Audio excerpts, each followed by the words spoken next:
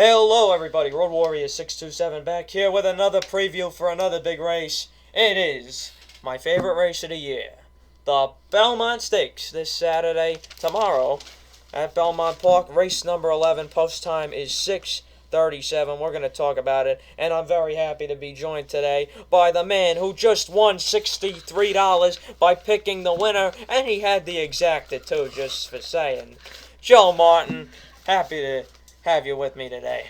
How you guys doing? Happy to be on with you, Road Warrior. And it's going to be a fun day tomorrow because we're both going to be there. That's right. We are both going to be there at Belmont Park. We're going to be there the whole day. We're going to watch all 13 races, and we're going to try and make as much money as we can. So we're going to kick off the Belmont Stakes talk. We're going to go through the field here real quick. I'm going to tell you who I'm going to eliminate, who I like, and Joe's going to tell you who he likes as well. Number 1, Twisted Tom. Best buyer, 78.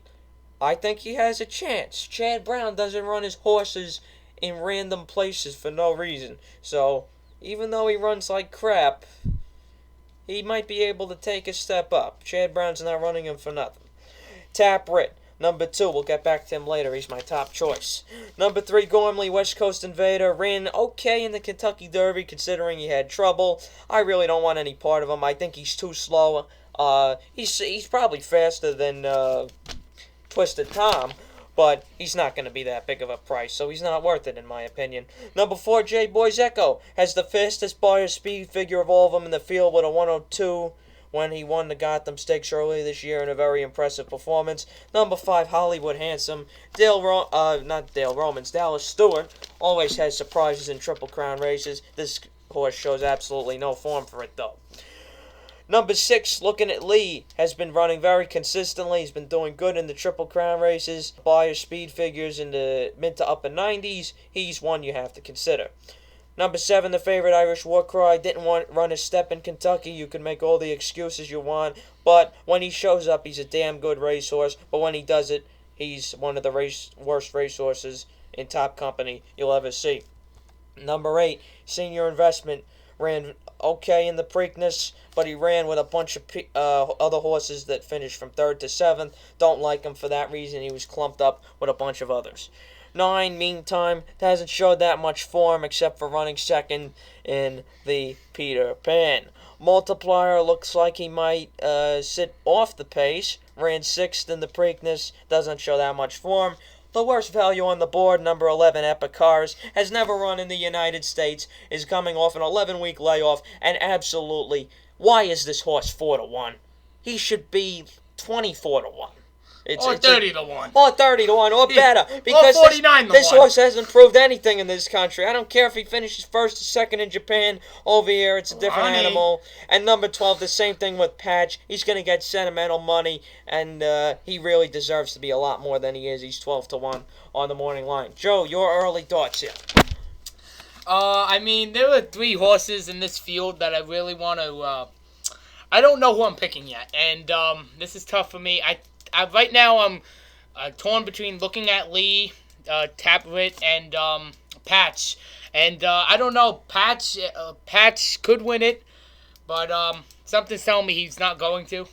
Yeah. And Looking at Lee, he's a closer, but closers usually don't win the Belmont. But if you look at last year, Creator won, and by the way, picked Creator 2 weeks before the Belmont even happened. Yes, you did, Joe. Fantastic for you. Yeah, just gonna keep mentioning the random fucking closer in the Belmont Stakes. Of course, you have to bring it up as he beats my horse Destin by a fucking nose. Thank you very much. Anyway, my early thoughts here is I eliminated a lot of the field already, and this is the most wide open Belmont Stakes I've ever seen, and I've seen a lot of them. I've been watching them since I was 4 years old. So I narrowed it down. I'm just going to get into my picks, really. I'm not going to make this more complicated than it's going to be. I'm going to take Tapwrit, just saying that he might step up. Tampa Bay Derby winners recently have been doing good in the Belmont Stakes. I don't know if that's a hunch or anything, but Jose Ortiz is going to win one of these giant races someday, and he's been winning big races anyway.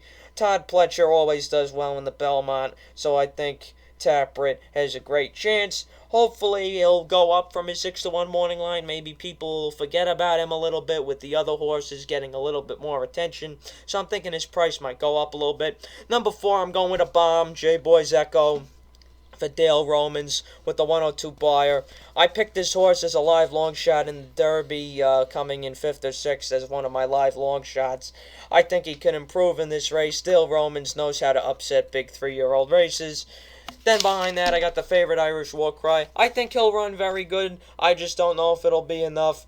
I think he'll run an uncharacteristic race on Saturday, meaning he's not going to run like trash and he's not going to run his best. He'll run somewhere in the middle, but based on his talent alone, he'll get a 3rd place finish, in my opinion. And number 1, I'm going to round out the exotics with Twisted Tom for Chad Brown and Javier Castellano. I know what you're saying right here. Besides Hollywood Handsome, how does this one even have a chance? Chad, I'm just saying, Chad Brown, he knows where to run his horses, and he obviously saw something in this horse to make him run here. He's got some even better 3-year-olds than this, and he picked this one to run in the race. Ask me why. I'm just going to say I'll give him a chance to hit the board. Inside posts also work very well in the Belmont Stakes over the years, too. Alright, guys, I have came to my pick on who I'm going to pick in the Belmont Stakes. I am going to go with my boy Patch. And I think Patch can get it done. I'm going to put some money on Patch for the win. And then I'm going to also do another total different bet. I'm going to do an exacta with Irish War Cry and J-Boy's Echo. And I'm going to box that. You're going to have to put Patch in there, too. Otherwise, you're going to be sick about yourself if it comes in that way. You're going to have to stick Patch in there, too. Listen, I'm already driving up a hard bug and putting 15 on Patch anyway for the win. Yeah, that's a lot of money. I don't know. Faith in my boy Patch. Outside posts, it really doesn't matter at Belmont because you got a mile and a half to go around it. I mean, 2 of the last 3 runnings of the Belmont, the outside post has won. Tonalist in 2014, and then Creator last year. American Pharaoh was the only one in the middle. He had post number 5 in a field of 8 to win the Triple Crown. I don't know how Patch can even possibly win this race. He has 4 career races, I think, and before the Derby and the Preakness, and he won 2, and he came into 3rd once. And well, he didn't run the Preakness. Oh, shit, I'm sorry.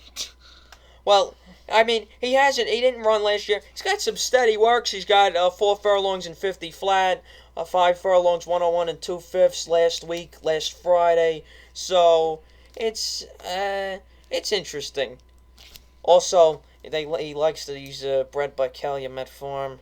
Oh, he's got a Belmont winner in his He's got 2 Belmont winners in his pedigree too. He's got Union Ranks as the sire. He's got AP Indy as the dam sire. So yeah, that's interesting. That's a little bit interesting right there. The only thing is, the eye that he doesn't have is on his left side, so we can't see the rail that good. Oh. Yeah, that's okay. So I made a startling decision. I'm going to pick. No. Keep it. I'll keep Patch. All right. Keep Patch, because if he comes in, you're going to be sick about yourself. All right, I'll go with Patch. I'll go with my boy Patch. All right, so Joe's going with Patch. I'm going with Taproot. So once again, for me, the selections are 2, 4, 7, and 1 in the Belmont Stakes. Hopefully we don't get nosed out by Patch this year, Mr. Martin, like you did to me last year. That'll be so funny. If it happens again, I'm going to have to look at that picture in June when I look at the Naira calendar again when I buy it next year. Yeah.